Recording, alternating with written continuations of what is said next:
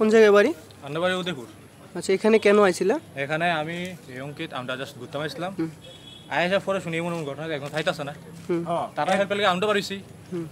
Next ওখানে আমার call করবো এদিকে বলে আমি বাইক নিয়ে দৌড়ে এসেছি। আই থিঙ্ক তুমি আমার পিছিয়ে আসলা। এখন অভিযোগ শুনতেছে এখান থেকে যে তোমরা নাকি এখান থেকে ভাগ দিয়ে আসিলা।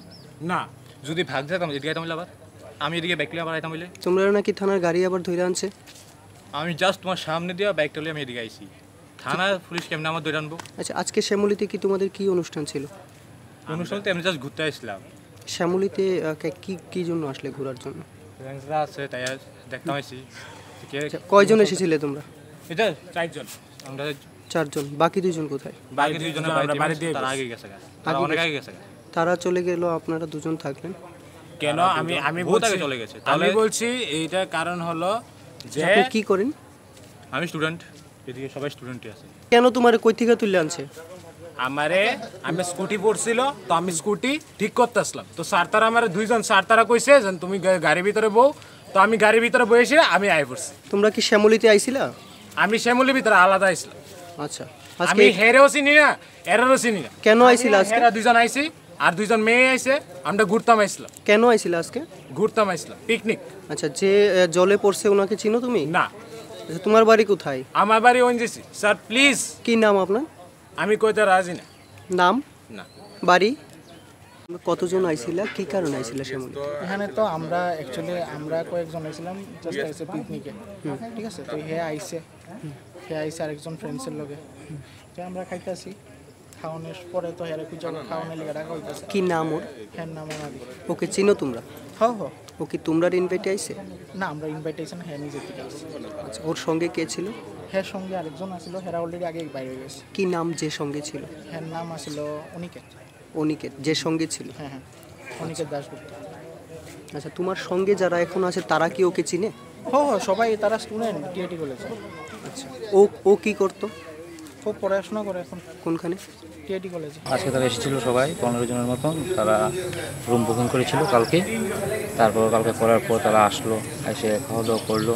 তারপর ওরা কয়েকজন মনে হয় জলে চলে গেল পুকুরের মধ্যে। আমাদের পুকুরে যাওয়া নিষেধ ছিল, তবু তারা কোন সময় চলে গেল আমরা বলতে পারি না, ঠিক আছে। নিষেধ ছিল, তারা বলা হয়েছে। তারপর ওদের থেকে একজন মিসিং।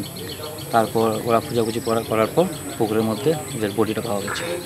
কিভাবে বুঝতে পেরেছে যে পুকুরের জলেই ওর ডেড বডি? ওরা নেমেছে যে ওরা লুকি বলেছে যে ও আমাদের সাথে নেমেছে জলের মধ্যে, তারপর উঠিনি।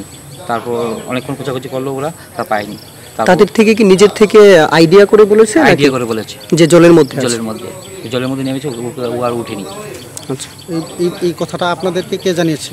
হ্যাঁ, যে তারা কয়েকজন মিলে জলে নেমেছিল, একজন উঠেনি? ওরা লুকি যারা ছিল পার্টির লোক ওই বলেছে।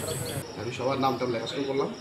সেনাতার বাড়ি সম্ভবত আগরতলা রামনগর সাইডে এলো। অনাদি দাস মনে হয় তার নাম।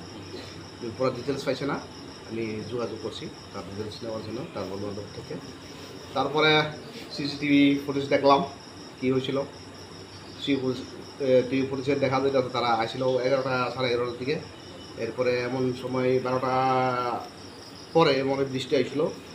বৃষ্টিতে তারা কয়েকজন জলে, এখানে একটা পুকুর আছে, জলে স্নান করতে গেছে।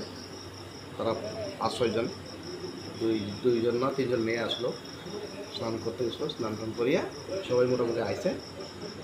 লাস্টে আর একজন আইছে না, ওই যে ছেলেটা জলে পড়ছে সে আইসে না। এরপরে তারা বন্ধু বান্ধব খোঁজাখুঁজি করছে, সে আইসে না। তেমন এই সিসিটিভি ফুটেজ দেখছি, সবার সঙ্গে করছি। মনে হয় হয়তো সে সাঁতার না জানতেও পারে, এর মধ্যে সে কিছু ইউজ করছে ড্রিঙ্কস, এই দুটোটাই হয়তো মিশতে হইতেই পারে।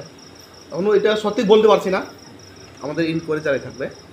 এবার আমি এখান থেকে সিসিটিভি হার্ড ডিস্কও নিয়ে যেতে আছি। আমাদের অথরিটির আদেশ অনুযায়ী আমি এখন পিএসসি নিয়ে যেতে আছি। আমি আমাদের স্যারের কাছে হ্যান্ড ওভার করে দেবো।